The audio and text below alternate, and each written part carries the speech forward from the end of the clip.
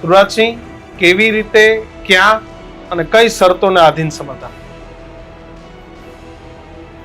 આજ સુધી સમાધાનની વાત ઘણી જગ્યાએ આવતી, પણ આપણે એને નકારતા હતા કે ના, સમાધાન અમારે નથી કરવાનું, અમારે જે બી છે કાયદાકીય લડવાનું છે એ પાકું હતું.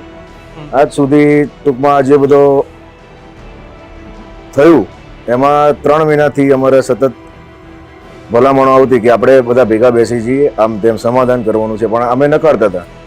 એ વસ્તુ પ્રદીપસિંહ જે વાઘેલા, જે મારા ગુરુ સમાન છે, હું એમનું દરેક બધું માનું છું, એમના મારી ઉપર ફોન આવ્યો કે બેટા આ રીતના આપણે કરવાનું છે.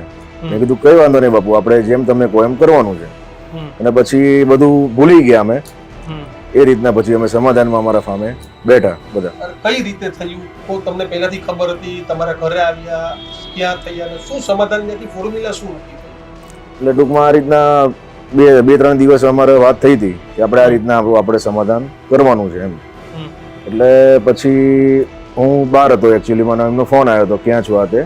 એટલે પ્રદીપસિંહનો ફોન આવ્યો બાપુનો. એટલે પછી અમે આ રીતના બેઠા અને પછી એમને જે કીધું એ મારે માન્ય રાખવું જ પડે. એ મારા ગુરુ સમાન છે કે તમે જે ગણો એ. કઈ જગ્યાએ? અમે સનાતલ અમારા ફામે જ મળ્યા હતા.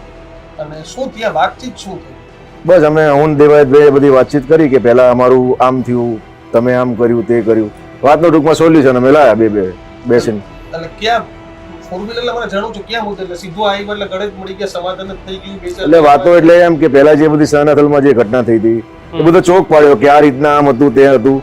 પછી ગીરીની અમે આ બધી ચર્ચા કરી. મેં કીધું આ જે બધું હતું એની અમે બધી વાત કરી. પછી બાપુએ અને અમે બધા સાથે હતા, અમારા પરિવારના બધા સભ્યો હતા અને અમારા સમાજના અગ્રણી બી બધા હતા. પછી એમને સમાધાન કરાયું.